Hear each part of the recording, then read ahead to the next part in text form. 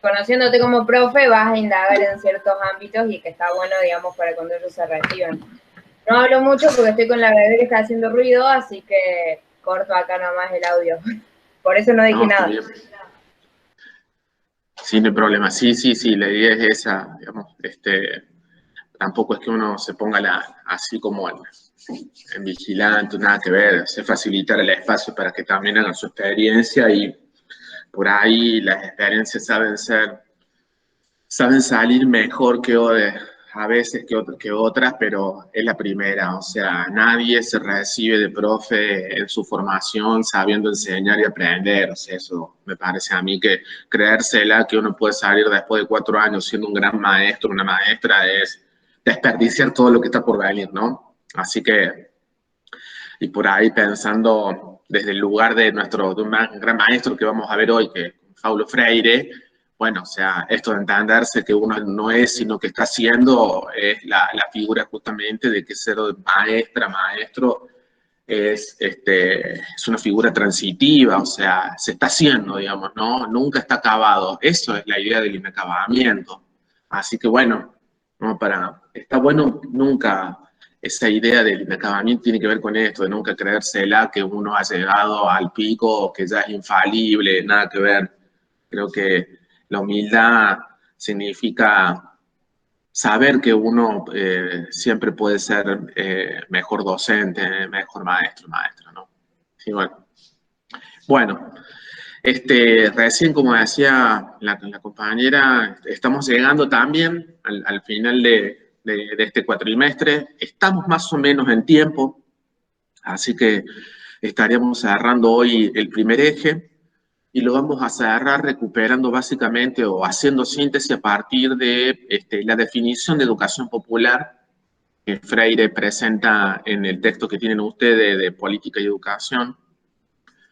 Y vamos a tratar de sintetizar y abrir todo lo que hemos visto durante este tiempo, ¿sí? ¿Alguna de ustedes leyó el texto que estamos hablando, que es una escuela pública de educación popular? Solo para saber, ¿no?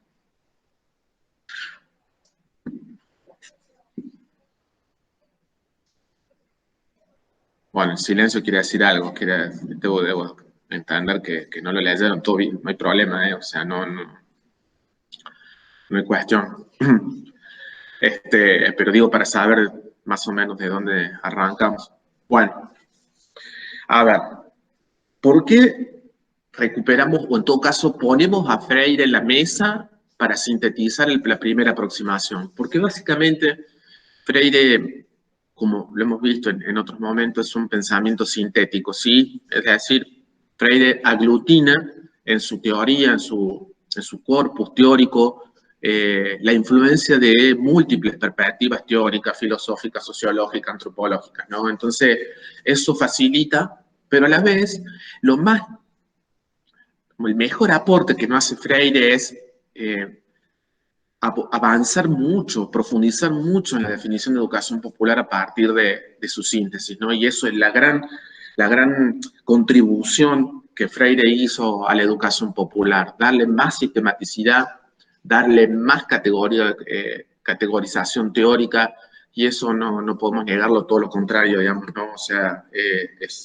es muy importante el aporte que Freire hizo a la educación popular. Ahora, como para seguir con la línea que venimos trabajando, de ninguna manera lo que estamos diciendo es que Freire es el nacimiento de la educación popular. No, no es así.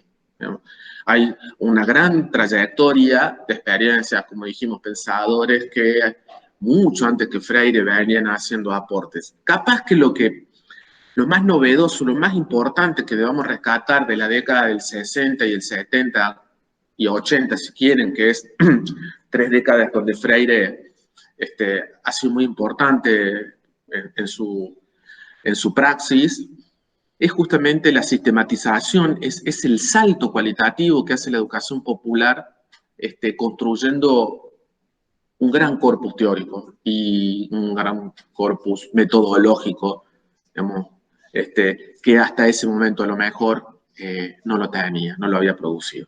Y creo que Freire se inserta en ese gran proceso, pero de ninguna manera, como les digo, como mucha gente piensa que Freire es el surgimiento de la educación popular. No vamos a acordar con eso. No hacerlo no quiere decir que le estamos quitando peso o importancia a la contribución freiriana, para nada. Es, en todo caso, enfocar, es en todo caso, mirar el campo de la educación popular desde otras perspectivas también, ¿sí? Y como veníamos hasta acá, lo que hemos hecho es indagar sobre qué es la educación popular, presentando algunas tensiones y presentando algunas formas de intervenir, ¿no? Hasta ahora, nosotros hemos visto, siempre tratan preguntándonos qué es la educación popular, hemos visto cuáles son sus alcances, por ejemplo, hemos ingresado al debate acerca de los significados o el significante en disputa de la educación popular a partir de quién habla, a partir de los alcances y de los efectos que se establecen para la educación popular y también de, por decirlo de alguna manera, de quiénes son los destinatarios de la propuesta y de qué manera se los construye los destinatarios y las destinatarias en la propuesta de educación popular. Vamos a cambiar el foco, digamos, de ingreso, justamente ya a un nivel de síntesis, y ahora sí nos vamos a preguntar por una definición más compleja acerca de qué es esto de la educación popular, ¿no? Y ahí sí Freire nos ayuda un montón. Les voy a compartir pantalla, ¿sí? Permiso. Esta es, vamos a hacer la presentación.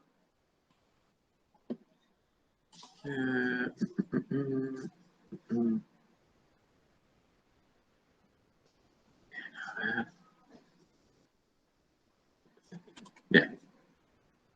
Sí, ahora vamos a cambiar.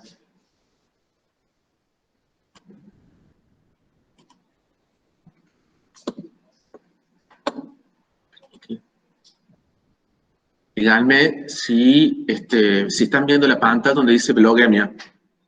Porfa. Sí, sí, profe. Yo lo veo. Sí, profe. De paso, les digo que este blog es genial, digamos, ¿no? Es un blog donde van a encontrar mucha acopio de papers, un acopio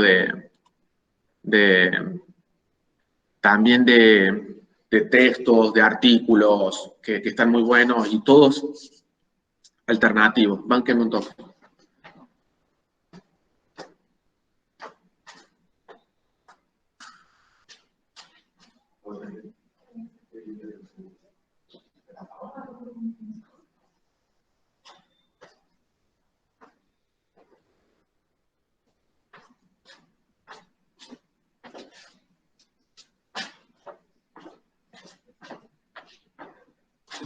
Bien.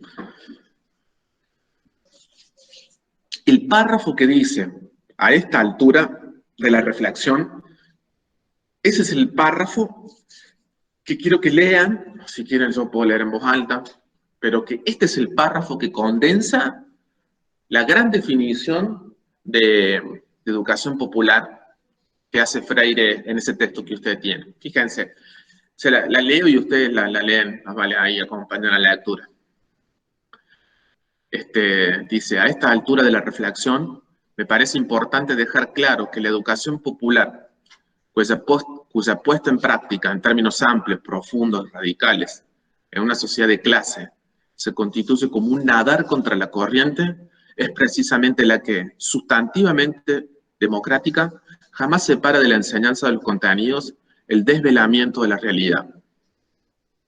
Es la que estimula la presencia organizada de las clases sociales populares en la lucha en favor de la transformación democrática de la sociedad, en el sentido de la superación de las injusticias sociales.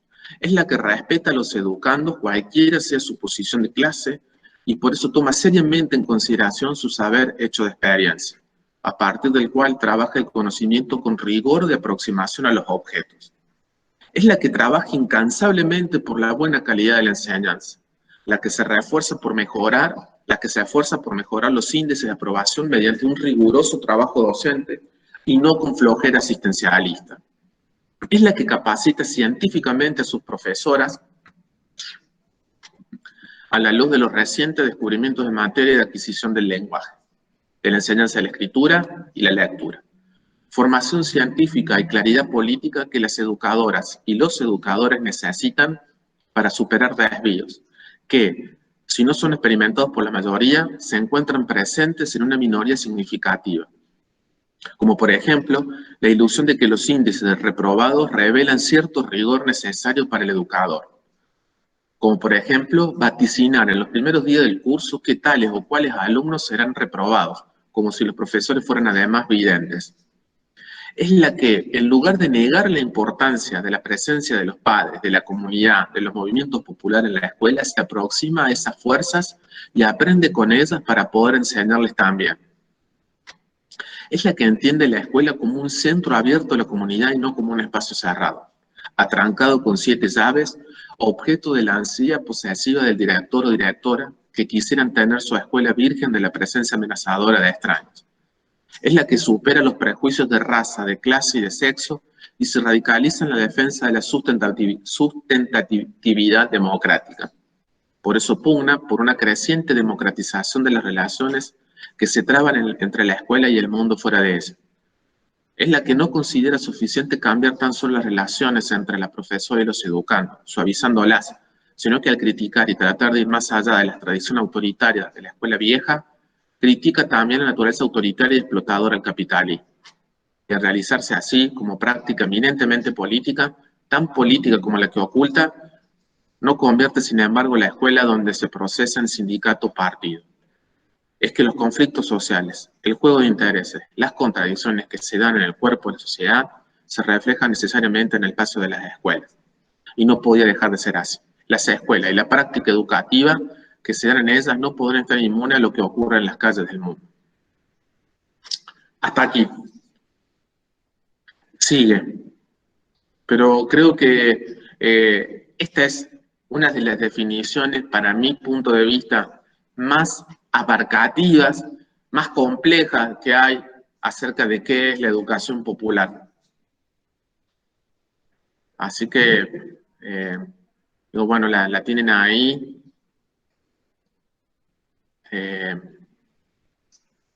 La tienen a mano también. Díganme si puedo dejar de compartir la pantalla o quieren que las tengamos a mano.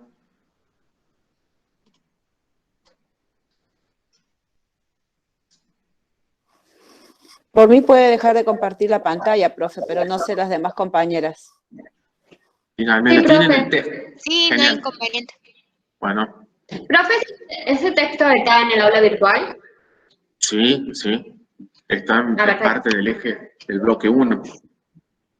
Se llama, ya te digo cómo se llama, está puesto como Paulo Freire, Escuela Pública y Educación Popular, en el bloque 1. Ahí está. Bueno, por ahí estaría bueno que la tengan a mano. Espérenme un toque, vamos a hacer una cosa. Les voy a pasar el link, si no, les paso el link por el chat de donde está el artículo que es un fragmento de ese texto. Ahí está, para que lo tengan a mano, porque me interesaría que desmenucemos de manera conjunta esa definición, ¿sí? A ver, digamos, ¿qué notan ustedes de diferente entre esto que estamos viendo, que esta definición, esto que está planteando Freire acá, con lo que hemos estado, con lo que veníamos viendo? A ver, empecemos por ahí, como para establecer el encadenamiento.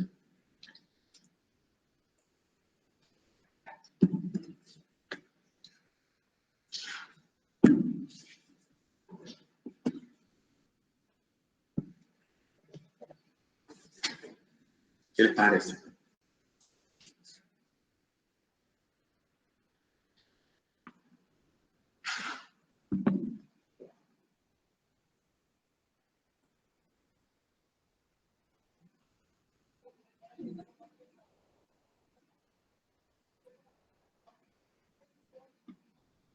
Están como muy silenciadas, che.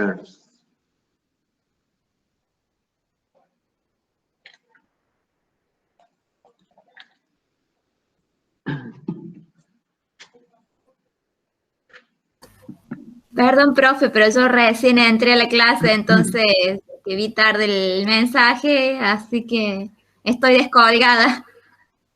Bueno, ahí pasé, viste en el chat, está el link para ver el artículo que estuvimos leyendo, la parte sobre la definición de educación popular. Sí, eso lo escuché y lo leí en el apunte, pero Bueno. no entendí la pregunta con respecto a qué estaban viendo antes de que yo entrara, no sé. No, hice una introducción, digamos, diciendo que, bueno, que hoy vamos a hacer la síntesis de todo el eje 1 y que, bueno, que vamos a tratar de responder más seriamente la pregunta de qué es la educación popular, que hasta ahora habíamos visto más que todo la lucha que hay en torno a los alcances y el significado de la educación popular, pero que no habíamos hecho un ingreso por digamos, en términos de la pregunta justamente qué es la educación popular. Entonces ahora estábamos ingresando por eso, ¿no? Por enfocar más en la definición que en los alcances, que en cómo se construyen los sujetos destinatarios, que eso lo estuvimos viendo hasta la semana pasada, hasta la clase pasada. Bueno, la pregunta era eso, ¿no? O sea, ¿qué les parece esta definición? Digamos, lo que dice, ¿no? Yo por ahí vuelvan a leer y ahí también podemos charlar.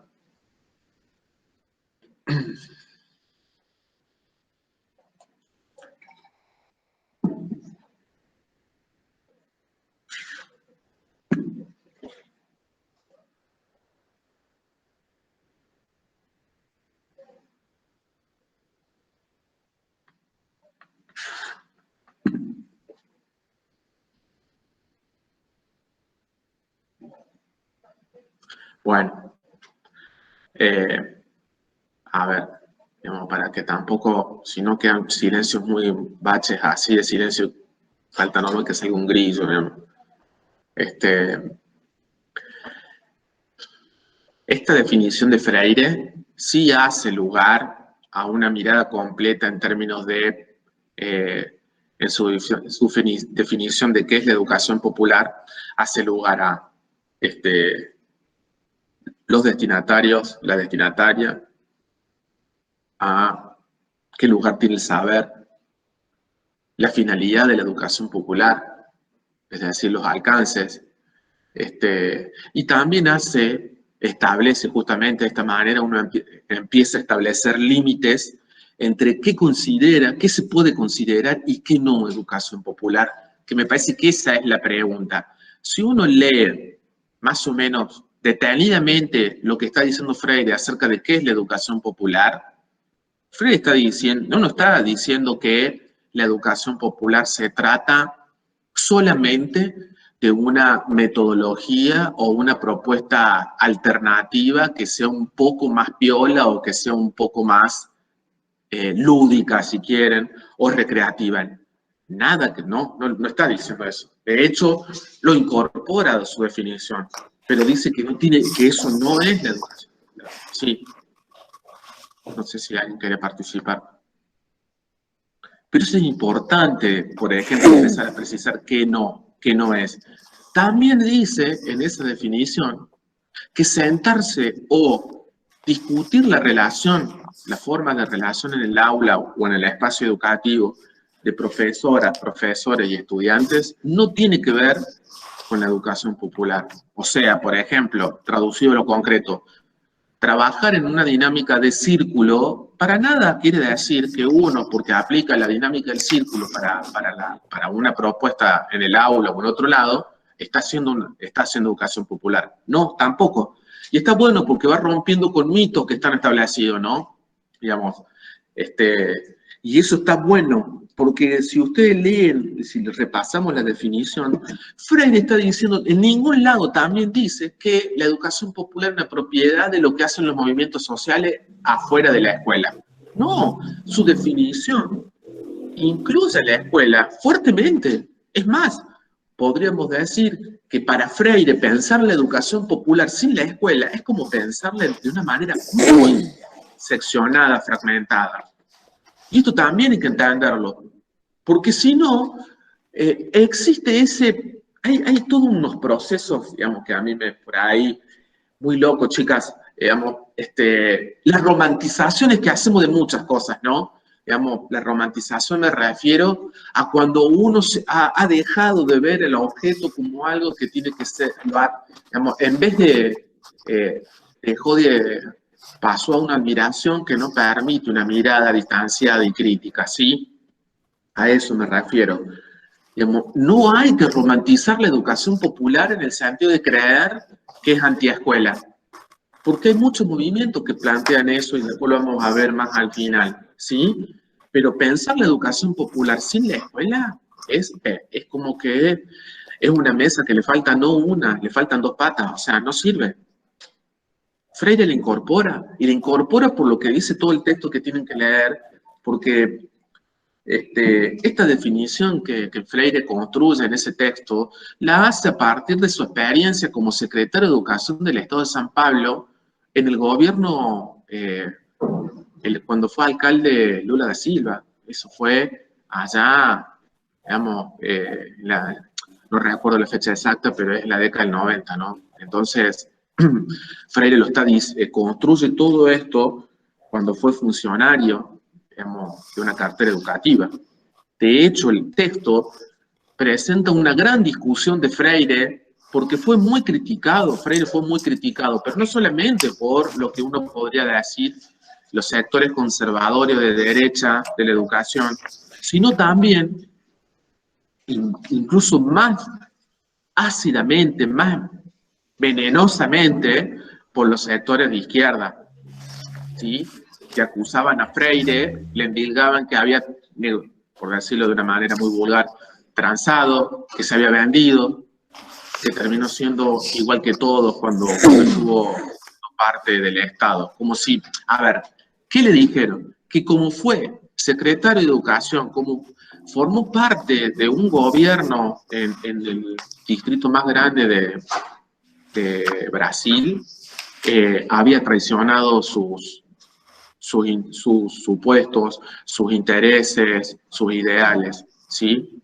Fíjense qué loco, porque uno podría, bueno, lean ustedes las críticas terribles que le hace Freire, cómo Freire les devuelve, digamos, plantea un montón de cosas que han servido muchísimo, pero que lo más loco de todo esto que les cuento es que las críticas que Freire hace ahí a la izquierda nunca las leyó, digamos, o sea, no le importa, lo siguen leyendo a Freire como alguien antisistema, antiescuela, cuando Freire nunca lo fue así, digamos. De hecho, Freire va a plantear en ese texto que ustedes tienen que, digamos, él llama que un mecanicismo, ¿no? Ese es un mecanicismo para él, es un pensamiento ingenuo, digamos, ¿no? Porque Freire va a sostener, o sostiene, que, digamos, que una de las trampas en las que se cae, o en todo caso que uno incurre, es creer que la historia está predeterminada, digamos, ¿no?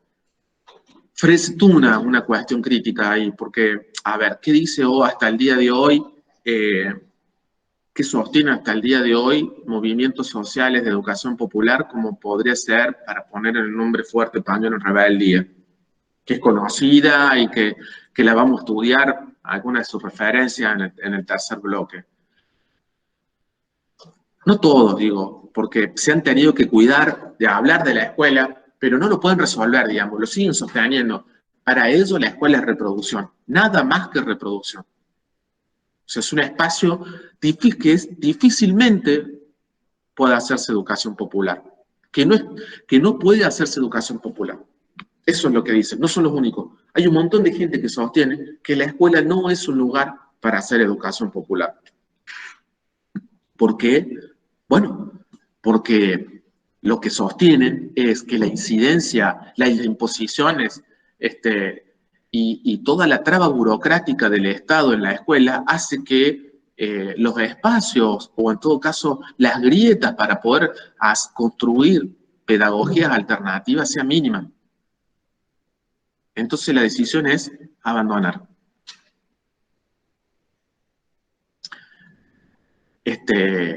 Y ahí es lo que Freire critica, ese tipo de posturas. ¿Por qué? Básicamente, y esto es muy interesante, después lo vamos a ver cuando tengan que leer las conclusiones de mi tesis, que también ahí trabajo un poco esto a partir de lo que dijo una informante clave en mi investigación, ¿no? Pero que hay un mecanismo que hay que romper, que es creer que tiene que ver con una posición narcisista que tenemos, ¿no? Todos, todas, todos los que hemos ingresado en la militancia en algún momento o que hemos tenido algún tipo de simpatía con la lucha social, sea en donde sea, es creer que la revolución o que la transformación social la voy a hacer yo. Bueno, me río porque me costó mucho aprenderlo, pero digo, esto no es así, digamos, el proceso histórico de la lucha es muchísimo, nos rebasa ampliamente, digamos, es previo y posterior a nosotros. Y lo que plantea Freire justamente con respecto a si hoy no están dadas las condiciones para hacer una educación democrática, sustantivamente democrática, una perspectiva crítica, una educadora, un educador popular lo que tiene que hacer es contribuir a generar las condiciones para que la haya. Y eso es hacer educación popular. ¿Se entiende lo que estoy diciendo con esto último? Por favor, respóndanme, chicas, no me dejen Sí, sola. profe. Sí, profe. Sí, profe, se la entiendo. Bueno, a ver, ¿qué quise decir? Cayeron en la trampa. A ver, ¿qué quiere decir esto que estoy diciendo? Qué importante que, o sea, para la educación popular, o sea, por ejemplo, en estos tiempos, generar las condiciones que sean necesarias para poder avanzar y poder rectificar. ¿Qué sería? Pensemos concretamente esto que acabas de decir. Sí. ¿Qué significaría? A ver, vamos, ahora le metamos contenido, digamos, lo concreticemos. Está bien. Sí, por ejemplo, hoy en día, o sea, yo opino, no creo, en esta pandemia que estamos, es muy difícil, no se han creado muchas condiciones para que pueda seguir avanzando la educación popular. Es como que yo creo que se han quedado como hasta ahí nomás, y es importante que se avance, que podamos, no sé, todo el trabajo suficiente, las herramientas necesarias para poder seguir creando esta educación popular, que no se corte. Es cierto. Pero ahí también, dale. Pero ahí también Dale. es necesario un compromiso político y también nuestra postura ante la práctica. O sea, sí, está bien. Si nos unimos somos mayoría, pero creo que ahí apuntás, Manu, como que nosotros desde nuestra posición también tenemos que tomar nuestro rol como en este caso futuras docentes. Sí, obvio, o sea, que haya un compromiso de parte de todos, o sea. Sí, bueno, después podremos hablar, me parece que está bueno, porque, digamos, ahí hay mitos que romper, digamos, ¿no? También,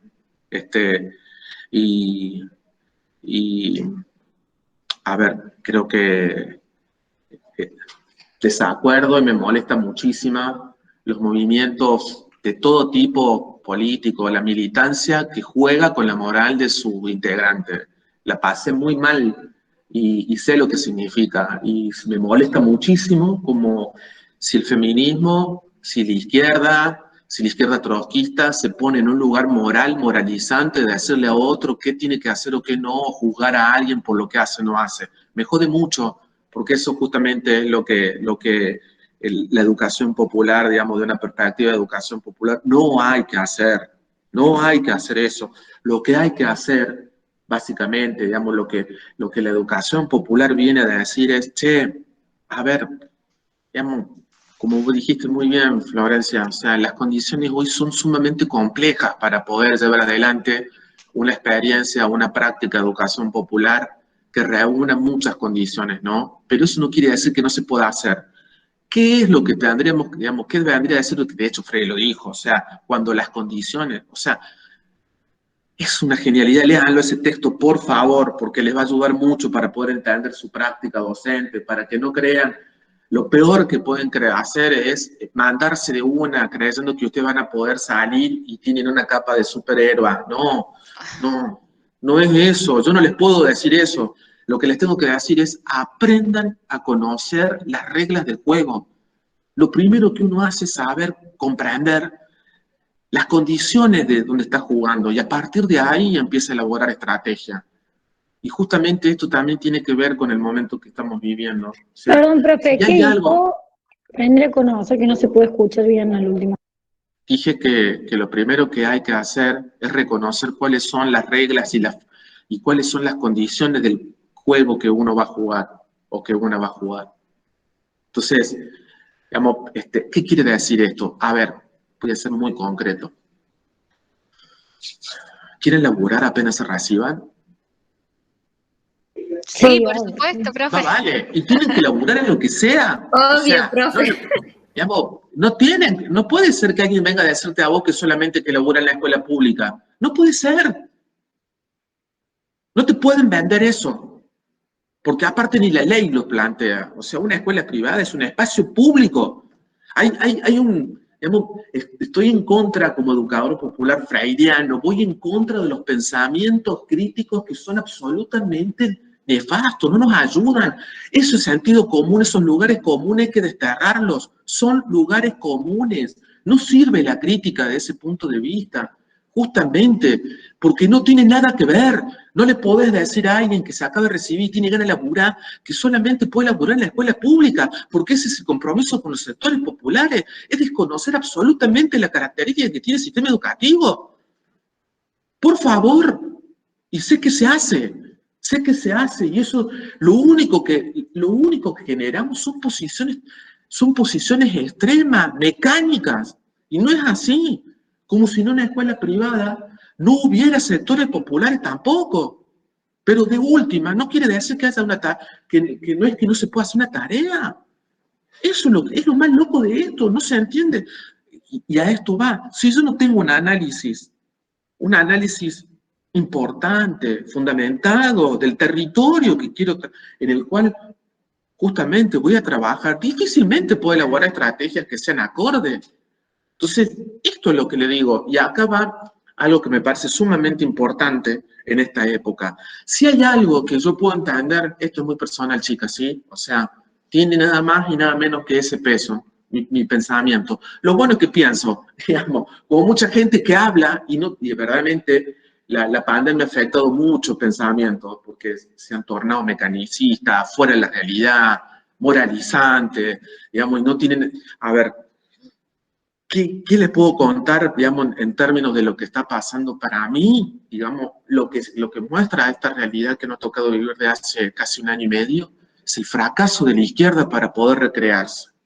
Sinceramente, hay un enorme fracaso de todos los sectores de la izquierda para poder pensar nuevas formas de lucha. Y eso, para mí, una de las cuestiones, digamos, que hay que revisar y que tiene que ver justamente con toda esta situación, es que no se ha hecho el duelo de que la realidad que viene ya no va a ser como antes. Eso es un duelo que hay que hacer de manera urgente, digamos, para poder elaborar, para poder desapegarse de la forma de luchar. La incoherencia que han hecho un montón de sujetos, movimientos durante esta pandemia es increíble. ¿Pero eso por qué? Porque no se reflexiona, chicas. Lo que no han hecho muchas personas en esta época es pensar críticamente. No necesitamos, miren, pensar críticamente, y eso ustedes lo han visto en alguna materia, ¿no? Pensar críticamente tiene como una de las primeras condiciones que de ninguna manera tengo que dar una respuesta aquí ahora. No tengo por qué salir a tomar posiciones tan rápidamente. Pensar críticamente lleva su tiempo de elaboración. Y hay que respetar ese tiempo. Me lo tengo que respetar. Y tengo que aprender a decirle a los demás que también tengo que respetar, tienen que respetar. Y no tendríamos por qué salir a tomar posición política sin ni siquiera poder indagar lo que estoy pensando, las contradicciones, el momento histórico que estamos atravesando. Y eso ha llevado a muchos sectores de la izquierda a convertirse primero en negacionistas, han sido negacionistas de la primera hora, después no, fueron críticos del tratamiento de la pandemia, después dijeron que en verdad las vacunas no servían, y después empezaron a decir que había negocio con la vacuna. O sea, una incoherencia tras de otra, el pensamiento crítico. Y eso es porque no es crítico ese pensamiento, a eso me refiero. No ha habido tiempo, no ha habido forma de pensar. Entonces uno se torna mecanicista en estas cuestiones y se torna moralizante. Lo peor que nos puede pasar en este momento, digamos, justamente, ¿no? Lo que digo, y esto también, tómenlo, digamos, pero que es también un poco de experiencia personal, tiene que ver con esto. Digamos, nadie abraza la teoría crítica si no hace un profundo proceso de autoconocimiento. No es la crítica para afuera. La primera crítica es conmigo. Y eso es el bloqueo más grande que tiene gran parte del movimiento. Entonces voy a los pañuelos verdes, las ves, digamos que cuando fue toda la vigilia que hicieron, compartieron el porro, el mate, se compartían el escabio, y a los 2 días estaban criticando los pañuelos celestes porque hacían lo mismo. No podemos caer en esa liviandad. No podemos caer en ese tipo de contradicción e incongruencia. ¿Qué? ¿Me va a decir a mí el pañuelo verde que es más importante la lucha que ellas llevan? Eso es moral. No tiene sentido ese argumento. Entonces, esa incoherencia la he visto repetidamente. No me copa ir a la calle, digamos, chicas, pedir por el regreso a la virtualidad en la calle. Por favor, por favor. No hemos podido agudizar las formas bueno, todo esto es muy cercano, así que... Pero toda esta incongruencia de ser terraplanista, la izquierda pasó de ser negacionista y terraplanista a hoy, no sé, digamos, querer estatizar la productora de vacunas de Sputnik en Argentina. Y en el derrotero pasaron por todos los estadios, ¿no? O sea, bueno, a mí me parece que hay que pensar que el mundo no se va a terminar ahora. Y eso es pensar también para adelante.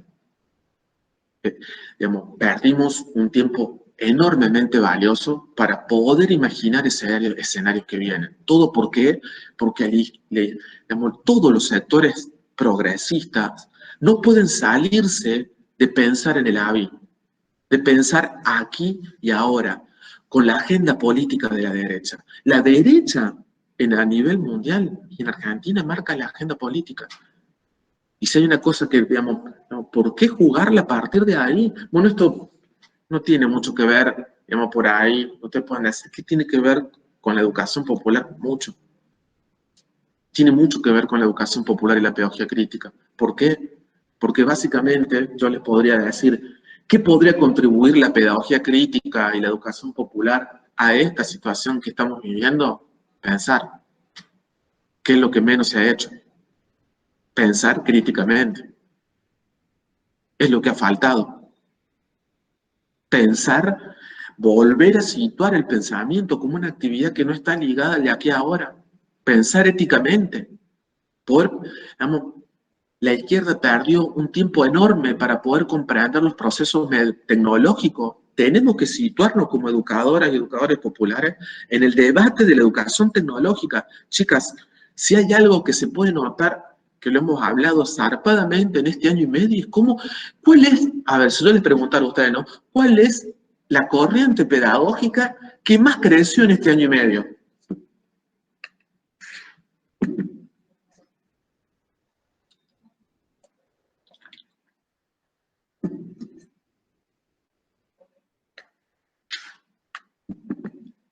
¿Puede repetir la pregunta, profe, por favor? Lo que pregunté es cuál es la corriente o cuál es la perspectiva pedagógica o educativa que más creció en este año y medio, o sea, que se ha convertido, ha tomado superpoder. Y es la tradicional, la técnico-instrumental, la perspectiva instrumental. Todo el sistema educativo, digamos, está sumamente instrumentalizado a nivel nacional y provincial sobre todo. Las exigencias burocráticas administrativas hacen que los docentes y las docentes trabajen muchísimo más en estos tiempos de educación remota. Pero no solamente eso. Si antes el trabajo pedagógico quedaba en un segundo plano, ahora más todavía. Ya sea en la presencialidad cotada o en la educación virtual. ¿Por qué? Porque ahora llegó me estaba contando mi novia que ahora tienen que evaluar. tienen que poner nota para cerrar porque parece que no se vuelve en primaria, sino que se va a seguir así, van a empezar antes las vacaciones de invierno. Tienen que evaluar. Eso quiere decir que empezar a construir las instancias y las formas de evaluar, eso te quita el trabajo que venías haciendo. Pero asimismo, tenés que fumarte a todos los padres que tienen problemas. O sea, el nivel de burocratización que ha sufrido la educación en estos tiempos es increíble. Y eso, digamos, lo que nos da la pauta es que la perspectiva crítica no ha tenido no ha estado a la altura. Y me parece que el silencio de la pedagogía es el silencio de los maestros y de las maestras, ¿no? No estamos representados, no tenemos voz en estos momentos. Sin buscar responsables, lo que tenemos que hacer es pensar todo esto también para lo que viene. Entonces eso es lo que digo, la incapacidad para poder pensar a un futuro mínimo de 2 o 3 años para adelante. Bueno, esa es mi postura. Soy alguien que soy un disidente de casi todo porque, digamos, cada vez me cae más gordo la incoherencia ética de criticarle al otro lo que yo no hago, ¿no? Y lo que he visto todo este tiempo es pura incoherencia de que criticaba a los que no se cuidaban y después salían las fotos de que estaba en un montón de fiestas clandestinas y cosas que tienen que ver con mi perspectiva, ¿no?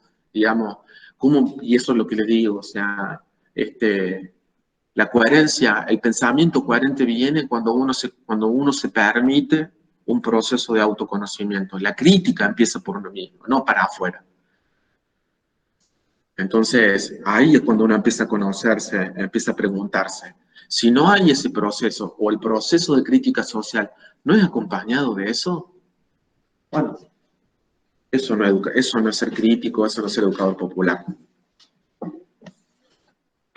Creo que eso Freire, digamos, esto que le estoy contando es porque Freire en ese momento le tocó justamente estar en el medio de una batería de críticas que lo atacaba como persona, encima. Ni siquiera hemos aprendido a discutir. Imagínense, chicas, o sea, la gran parte de las discusiones que se dan en las redes sociales, que son sumamente violentas, no entienden siquiera. Cuando uno cuestiona el argumento de alguien, ¿qué viene? La descalificación personal. Eso se llama falacia. Es una falacia de apelación, digamos, una falacia de que se llama, antes se llamaba ad hominem, digamos, pero podríamos decir falacia de la persona, es decir, no tengo un argumento para poder seguir, pues, digamos, discutiendo con alguien, lo que hago es destrozarlo personalmente. Digamos, nosotros ya deberíamos haber superado ese tipo de discusión. Sin embargo, es lo más común. Insultar a alguien, descalificar lo que dijo. Y eso no tiene nada que ver con lo que yo le estoy diciendo, que tiene que ver con la práctica de una pedagogía crítica, para nada. No tiene sentido discutir con alguien que a la primera de cambio lo que hace es descalificar.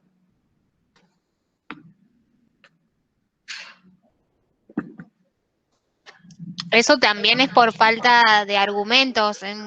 Muchas veces en discusiones también es por falta de argumentos o fundamentos para dar una respuesta coherente, digamos. Creo que eso pasa en todos los niveles. Totalmente. Es eso. Sí, ligado a sentimientos de inseguridad y todo eso, ¿no? Pero, digamos, tal cual lo decía Florencia. Y de eso es lo que hablamos, digamos. Por eso le digo, cuando uno ingresa en el camino de un recorrido crítico de la práctica educativa, cuando empieza ese proceso de autoconocimiento, también aprende mucho más a discutir. ¿Por qué?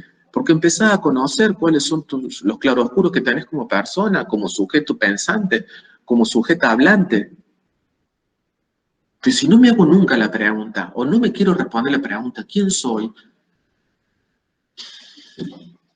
Es difícil. Es difícil.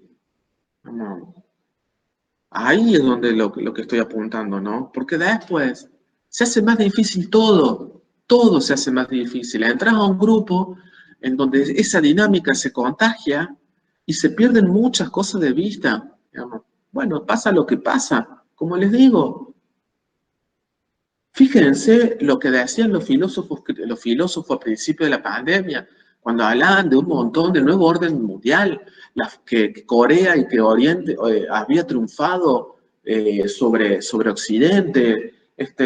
Una de las pocas personas que leí, después filósofos transexuales también que habían hecho una investigación sobre la casa de Playboy y hablaba de que, bueno, o sea, no tiene que ver con, digamos, con lo que estaba pasando, pero bueno, digamos, una de las pocas cosas coherentes que le ha leído es a Boaventura Santos, digamos, que ha sido de los tipos que más sensato a la hora de hablar de todo esto, que me parece muy interesante y capaz que después lo vean. Digamos, pero miren ustedes, o sea, ¿quién se hace responsable de todo eso? De las cosas que se dicen. A mí no me parece que en las maestras y los maestros críticos tengamos que entrar en esta zona capitalista de que lo que digo hoy no tiene poco valor. Porque eso pasa, ¿no? O sea, lo que se dice tiene poco valor en la escena de los medios, de cómo se vive hoy.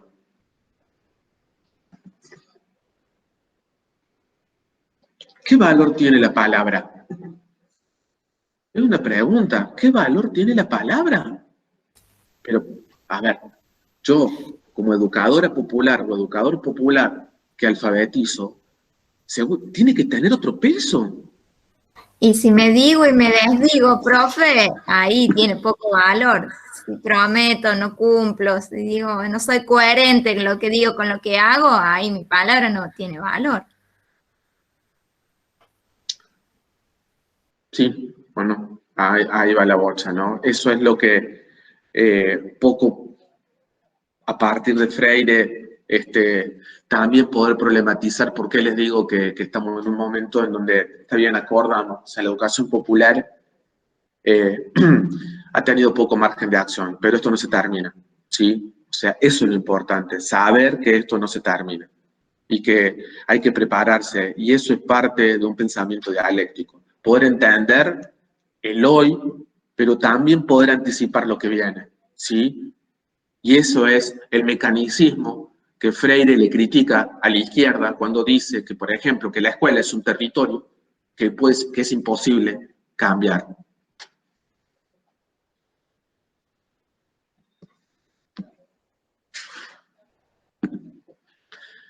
Otra de las cosas importantes que también tienen que empezar a ver ustedes y que plantea Freire ahí, es que porque uno haga o elija, abrace la educación popular como su perspectiva educativa, no tiene que dejar nunca de ser riguroso. Es más, tiene que ser más riguroso todavía con respecto a lo que es el planteo de los saberes y de los contenidos. La educación popular no quiere decir que sea más fácil. En todo caso, es otra forma de concebir toda la práctica educativa. Sin estudiar, no se puede ser educador popular o educadora popular. Hay que estudiar, como les dije recién. Hay que formarse. Sí, sin duda, formarse, capacitarse, estar siempre ayornado en todo. Creo que eso también aplica no solamente para ser docente, sino a todas las áreas donde uno se quiera desempeñar. Pero bueno, nosotros Flor, como rol de educadores y sobre todo transmisores, creo que sí es muy importante eso. hay una diferencia entre capacitarse y formarse, ¿no? Yo, cuando les digo formarse, digamos, uno no tiene que dejar de ver eso, más vale, porque también se trata de entender que el sistema te pide determinados créditos, ¿no? Para estar y permanecer. Pero también está bueno empezar a hacer tu propio camino de formación, o sea, la formación como un propio camino, de elegir qué es lo que querés estudiar, qué es lo que querés profundizar. Ahí empieza la formación en un sentido más auténtica que ir a estudiar una licenciatura o ir a estudiar una maestría o estudiar, ¿me entiendes? A eso.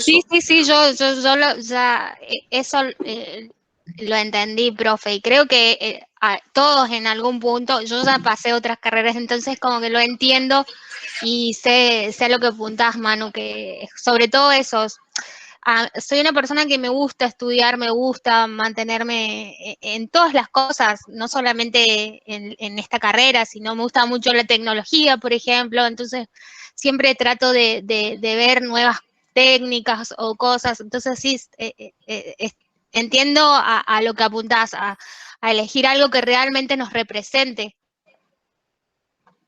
Miren esto que interesante de lo que estamos hablando, ¿no? Fíjense, hablando como Freire está dialogando críticamente con los actores que lo han criticado a él. Dice, el autoritarismo de derecha es menos elitista que el de izquierda, porque cree o teme que las masas populares pueden cambiar. De menos crítica a más crítica, la calidad de su capacidad de inteligir el mundo, de saber el mundo, de cambiar el mundo. En el fondo, el autoritarismo de derecha cree mucho más en la práctica educativa que el de la izquierda, o el de cierta izquierda. De ahí que la derecha siempre reprima con más dureza aquí y con menos dureza allá los proyectos y programas de educación progresista que reconoce como amenazas para la democracia, para su democracia, y que cierta izquierda considere que las educadoras y educadores progresistas son meros administradores de la crisis capitalista o bien idealistas obstinados e impenitentes.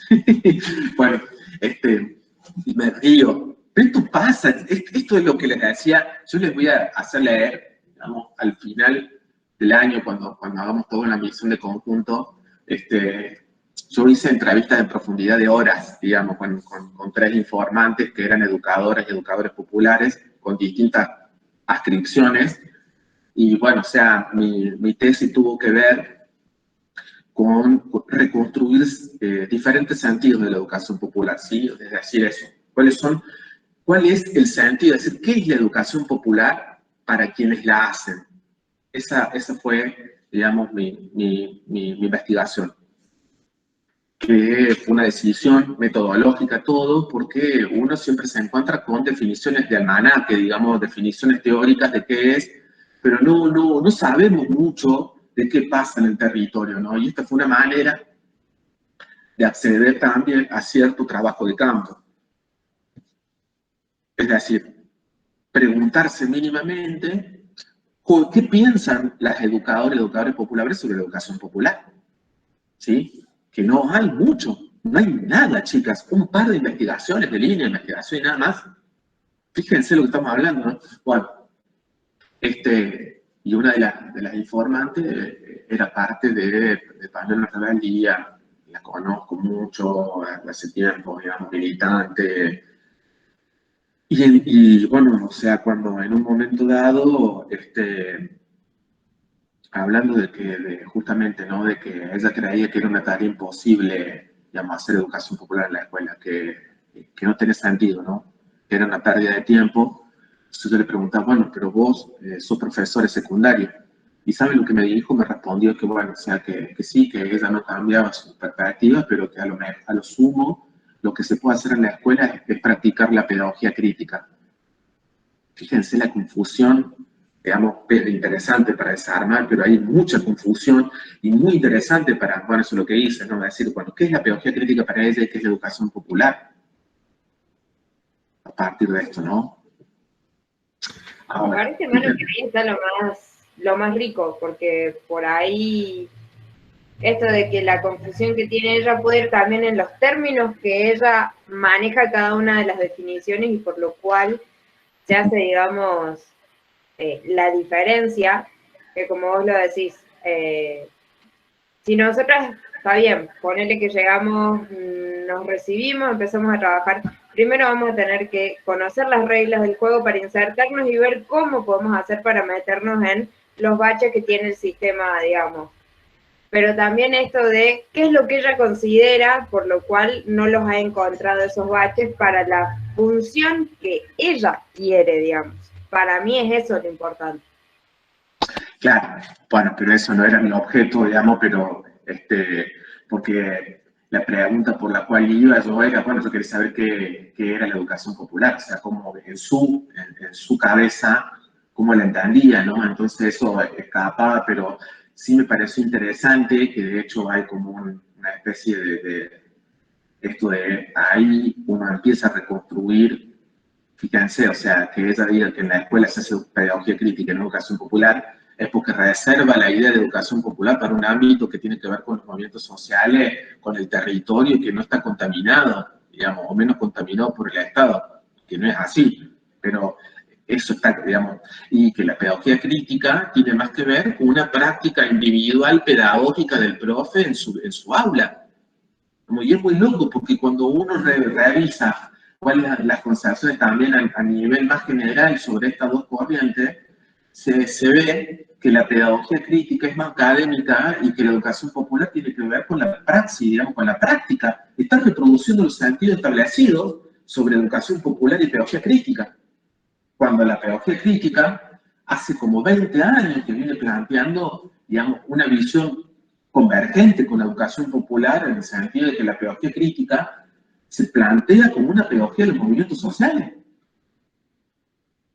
Esto está bueno, digo, o sea, porque ahí uno empieza a encontrar también porque es difícil hacer un proyecto más colectivo, colectivizado, de la educación popular en la escuela. Porque también es limitante en torno a cómo la concebimos. No solamente tiene que ver con los límites de afuera, tiene que ver con los límites de los marcos teóricos que manejamos. Si yo dijera, bueno, a ver, ¿qué hago yo? ¿Qué hacen ustedes? ¿Qué vamos a hacer? ¿Vamos a hacer pedagogía crítica o educación popular cuando estemos en la escuela? Vamos a hacer las dos.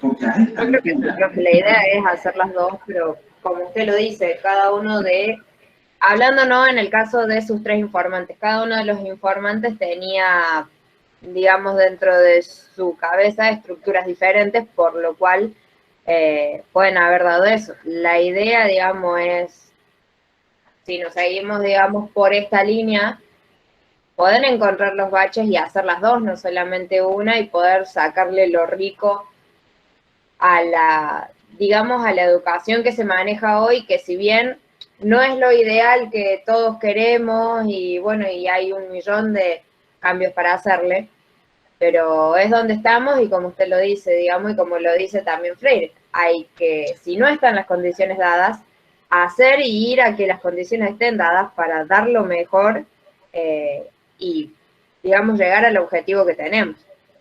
Eso se trata justamente, ¿no? Digamos, cuando Freire nos dice que las condiciones no están dadas, lo que hay que hacer es empezar a juntar arena, es decir, un granito de arena para que esas condiciones cambien. Y ahí es lo que yo les decía, de cómo romper, hacer el duelo narcisista de creer que es uno el que va a llevar adelante, o una la que va a llevar adelante el cambio.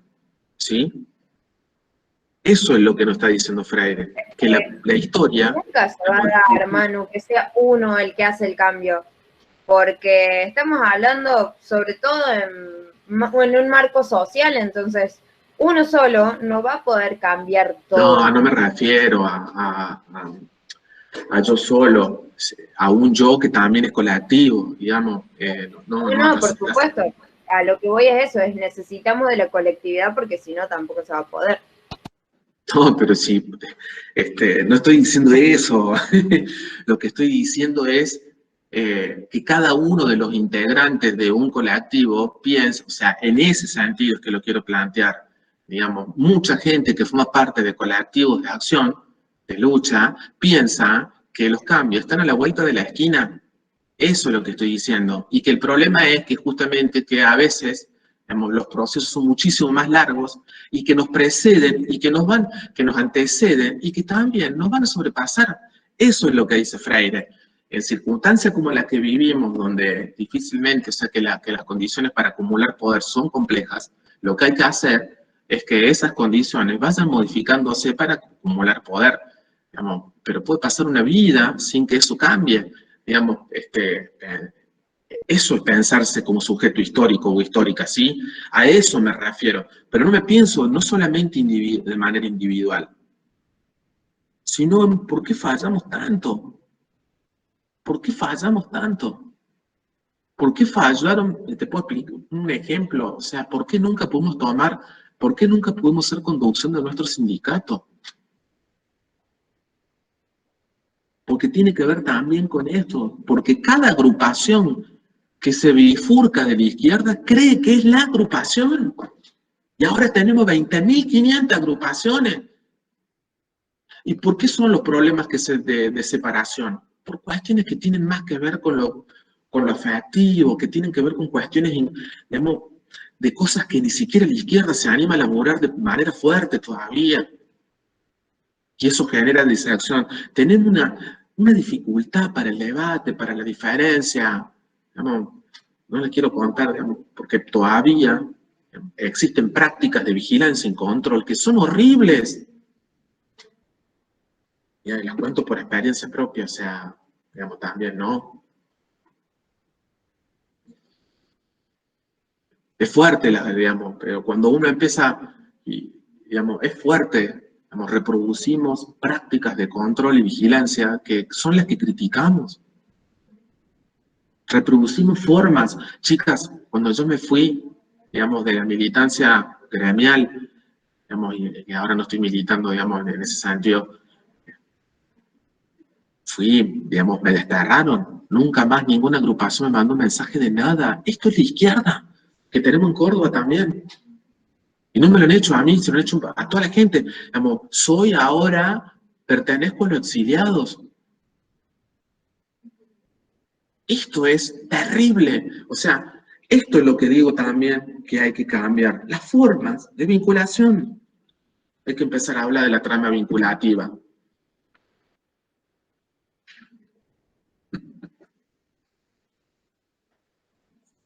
Y eso, sumado a esto, que esto es un planteo más general, el planteo de que les digo, de que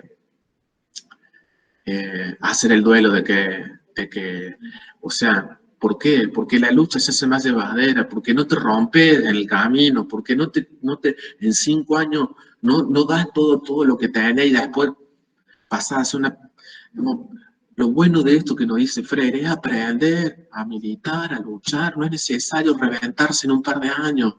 Eso también tiene que ver.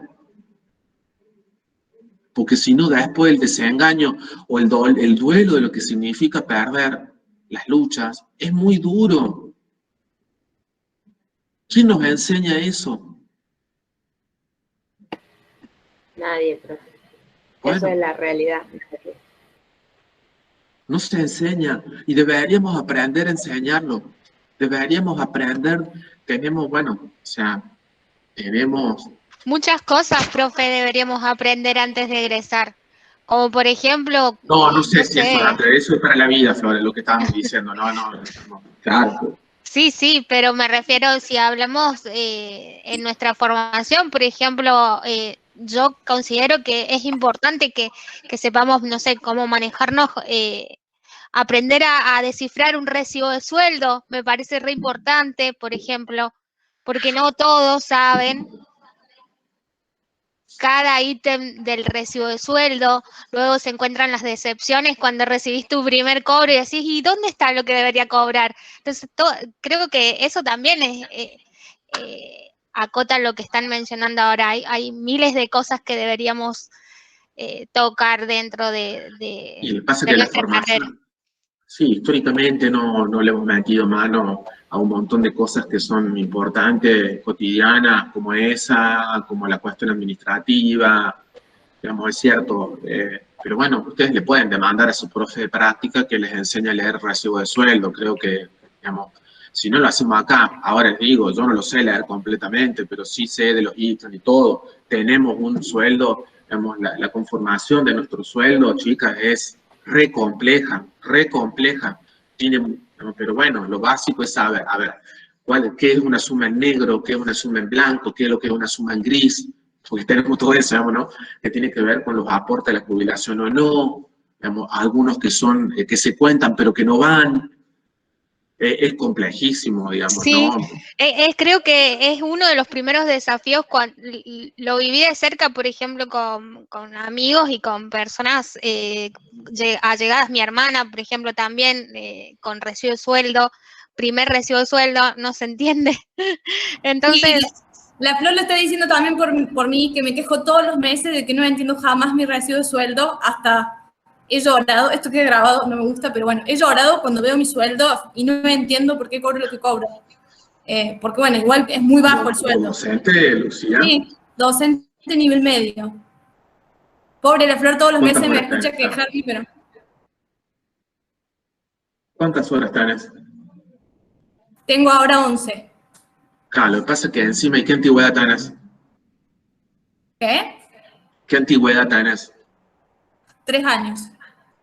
Bueno, ves, o sea, que también otras cosas, ves, mira la cantidad de variables, porque, o sea, el sueldo, lamentablemente, o sea, uno empieza a notar cambios también con la antigüedad, porque eso son cifras que van al sueldo básico, ¿no? Pero bueno, encima, los sueldos que se configuran a partir de horas cátedras, como el de superior y el de secundaria, encima son más complejos, porque digamos, todos los sueldos de la docencia de Córdoba se conforman a partir de lo que se llama el cargo testigo, y el cargo testigo creo que es el de preceptor, que es el cargo más, digamos, que menos cobra en la escala salarial, ¿no? Y a partir de ahí hay un montón de otras cosas que tengo un PowerPoint, después si quieren eso lo podemos ver, digamos. Jamás Pero, coincide con el simulador de sueldo de la UPC, jamás coincide. O sea, nunca. Por 3.000 pesos siempre hay diferencia. Y lo feo es que uno no puede defenderse con argumentos porque uno no entiende nada de eso. O sea, yo entiendo de lo que doy y bueno, de otras cosas, pero de esa parte de contabilidad no entiendo nada. ¿trabajas en una escuela pública o privada? En una escuela pública y una privada. Claro. Bueno, es más complejo todavía, pero SADOP tiene también su simulador, ¿sabías? Sí, entré, pero tampoco me coincide. Ahí me dan más todavía y nunca me coincide. Bueno, habría que ver el recibo. Sí, lo que podés hacer es comparar los ítems que aparecen, ¿viste? Sobre todo el público, digamos, para ver si está todo o no, porque por ahí eso es lo que varía, hay muchas cosas también, o sea, si sos afiliado o no, el descuento de la obra social, o sea, es complejo, pero creo yo que eso... Bueno, porque nosotros no sabemos en qué materia, por ejemplo, solicitar esto, porque es importante para mí, todos tendríamos que saber también cómo ingresar a la página, cómo ver el tema de los cargos. Es importante eso, me parece que sumaría mucho. Bueno, eso es lo que decía Florencia de cuando uno conoce las reglas del juego, ¿no? O sea, y es importante, digamos, porque eso tiene que ver con tomar conciencia de un montón de cosas, pero sobre todo para saber si te están cagando o no, perdón la palabra, ¿no? Y eso es parte también de la lucha, digamos, de respetar y defender lo que te corresponde, tus derechos, más vale. Es importante, es importante. Es importante saber que si vos entras a una escuela pública y pasan 45 días, digamos, y no cobraste, tenés derecho a hacer retención de servicios, por ejemplo. Es una medida bastante fea, pero bueno, por lo menos saber que si pasan 45 días hábiles y vos no cobraste, tenés derecho a hacer retención de servicios porque no te están pagando. Y esas cosas las vas aprendiendo también en el camino, ¿no? Digamos, hay mucho para... Más vale, creo que son derechos básicos, sobre todo cuando uno ingresa. Fíjense que hay en este momento en Córdoba, que tampoco se habla mucho, ¿no? La cantidad de docentes que no están cobrando las suplencias que han hecho desde el año pasado, digamos, no están pagando. Bueno, profe, yo me acuerdo que en primer año una vez nos juntamos para reclamar por los docentes de Chubut que no cobraban. Y en ese momento capaz que yo fui, pero no lo sentía tanto. Pero ahora es cuando uno trabaja todo el mes y le pone las ganas que le pone, esto ya sé que todo el mundo trabaja y todo, y le pone las ganas que le pone en este contexto, que estás todo el día, porque estás todo el día conectada, contestando, y llegar a fin de mes y ver lo que cobras o no cobras a veces, es duro, es realmente, o sea, ahora realmente lo puedo sentir bien. Y esto que sepamos todas esas cosas para poder reclamar, porque si no somos muy sumisos. Vulnerados. Sí, totalmente. Sí, en el caso de Chubut, que hace un año que no cobraban, ¿no? Digamos, sí, es... O como el mismo Dire, profe. Bueno, el caso de Sergio, que no cobra lo que sería la diferencia por el cargo de mayor jerarquía, totalmente. Sí, molesta mucho. Bueno, yo estuve un año, una vez que tomé unas horas, estuve 6 meses sin cobrar, digamos. Ha habido momentos muy horribles y este momento también hay mucha gente que no se le está pagando porque ha hecho dispensa o ha hecho suplencia y no le están pagando. La provincia no le está pagando a nadie de esa gente. Y bueno, o sea, es un tema, ¿no? Digamos, y vos lo ves al gremio ahí que no... Hay toda una historia también. Bueno, siendo la hora que es, chicas, volvamos. Nos queda... ya tendrían que... Creo que hay una actividad planteada para el cierre del primer bloque. A ver, me voy a fijar. Y si no... Esperadme. Estoy en el aula virtual.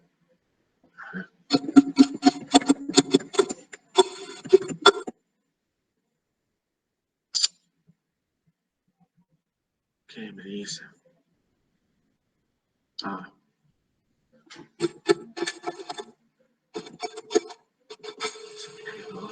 Creo que era un escrito la actividad de la educación popular. No Sí. recuerdo muy bien, pero creo que es un escrito. Bueno, tienen que hacer un ensayo. Bueno, a ver, eso es lo que les quedaría exactamente. En la clase 6, en la 6 del primer eje, donde dice una primera tentativa. A ver. Bien. Sí, un corte evaluativo. Es el 7, ¿verdad? A ver. Sí. El punto 7, donde dice esta altura del camino, que es para mí la educación popular. Ese ensayo, pongámosle fecha para el próximo encuentro, ¿le parece? Son 2 hojas, por lo menos, donde ustedes personalmente, o sea, individualmente, en este primer momento, van a escribir de acuerdo a todo esto, pero con sus palabras, o sea, no lo que repiten los autores, sí lo pueden recuperar y todo lo que quieran, pero digamos, en este primer momento, digamos, lo que vamos a hacer es que sean sus palabras, su pensamiento acerca de qué es la educación popular. ¿Sí? Una primera conceptualización, definición propia de ustedes. Ok, profe. Para no la que viene, sino la semana. Y ahí iríamos agarrando, sí. No, pregunté si sería para el 1 de julio. 17, 24, yeah. Sí, primero. Sí. Y ya estaríamos en la última clase, creo. No sé cuándo son las vacaciones, cuándo empiezan, pero creo que no. Sabemos. Creo que es la última clase esa, así que mejor. Puso una actividad que decía como antes de las vacaciones y el 2 era la última clase. O sea, supongo Claro, que... porque sí, es la semana del 6, 9 de julio, o sea, no llegamos, ya estamos en la... Pero, ¿por qué? Porque en esa clase la dedicaríamos para hacer una construcción colectiva a partir de los ensayos individuales, hacer una aproximación también como grupo, ¿sí?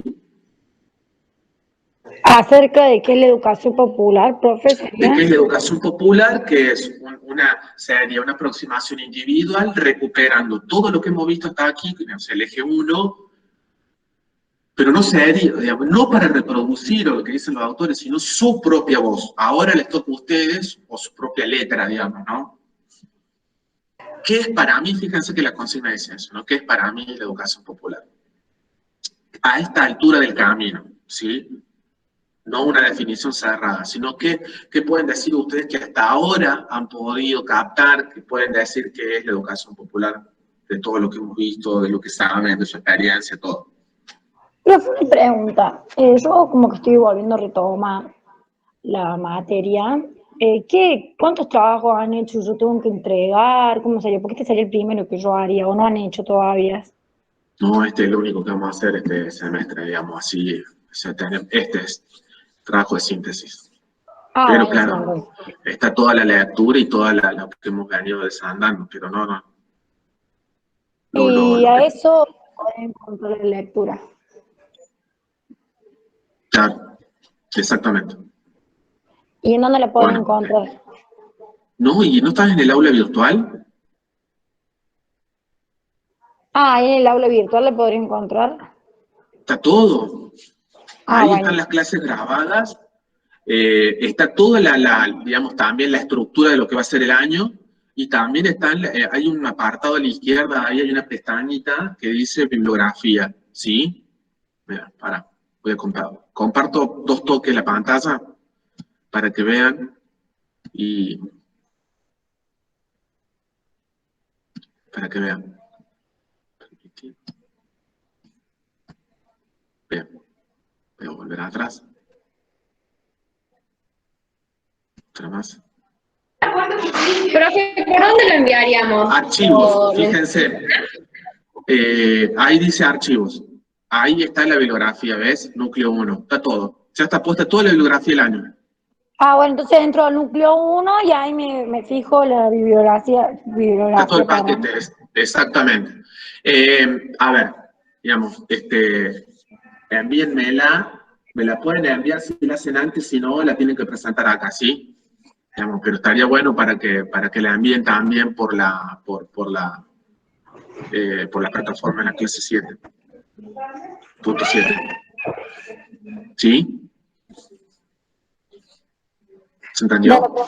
Entonces mandamos por dos lugares, primero por el aula y después por acá.